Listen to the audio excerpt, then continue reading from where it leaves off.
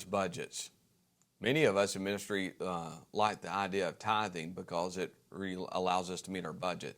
So I'm just going to remind you of Malachi 3, 8 through 10, where the minor prophet reminds us, bring all the tithes into the storehouse so there will be enough food in my temple. If you do, says the Lord Almighty, I will open the windows of heaven for you. I will pour out a blessing so great, you won't even have enough room to take it in. Most of us don't deal in a ministry setting of having that kind of resource. But budgets deal with the administrative activity of planning that determines what resources we're going to need. And so as you walk through this week, it's going to help you understand that budgets are a practical application of the priority of the church. We have to pay our utilities. We have to pay our insurance. We're going to give to the cooperative program at a high level. We're going to fund missions. We're going to take care of our people here as well. And so we're going to have some aspects of our budget to do VBS, to do children's ministry, youth ministry, senior adult ministry, Sunday school ministry, small group ministry, whatever ministries you've set aside. So for me, a budget assists the church to reflect on the goals. Remember, several units ago, we talked about goals in the planning phase. So budgets is an extension of that planning. It's helping us see the forecast we're going to need to minister, to carry out the Great Commission and the Great Commandment in the community God has called us, in our Jerusalem. It's going to forecast the need there, but it's also going to look to see the forecast of what we need to also extend the gospel not only to our community, but to the ends of the earth as we are commanded in Scripture. And so it's going to forecast that. And so as you walk through the budget preparation process, there's going to be some technical items that help you.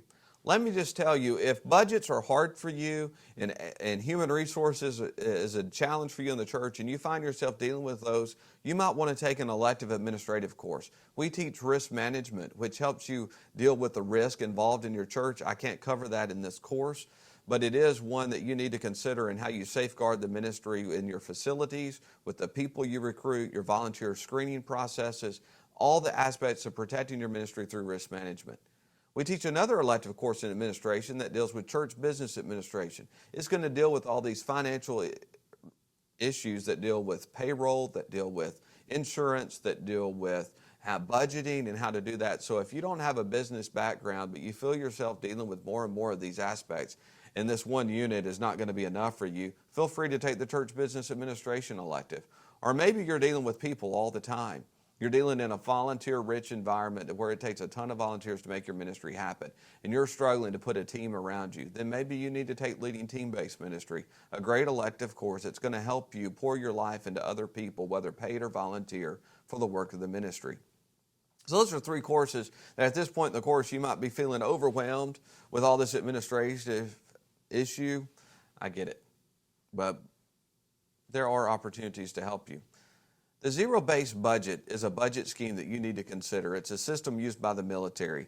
It's where each new budget year you start with zero, and then you build from there what you need for the year. So that might be a budget scheme. There's also the line item budget. Every church I've served has used a line item budget where every ministry has a certain amount of money in the budget, and the next year you ask for more or you get less depending on where you were the year before and how your forecasting works. And so you're going to see some of those. There's also a ministry action budget prescribed in this section of our course, and this is a zero-based budget in it that it asks each budget unit to evaluate its ministry and expenditure items, but it's similar to the ministry line item budget in that certain items of the budget represent historical or continual outlay from the intense scrutiny of justification.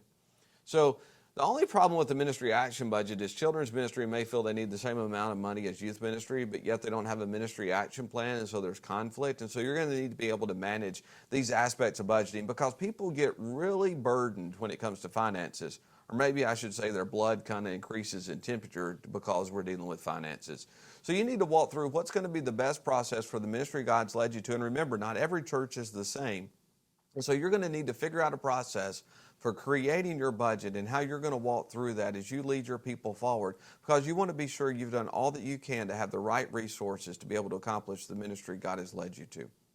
I hope this unit's been beneficial for you.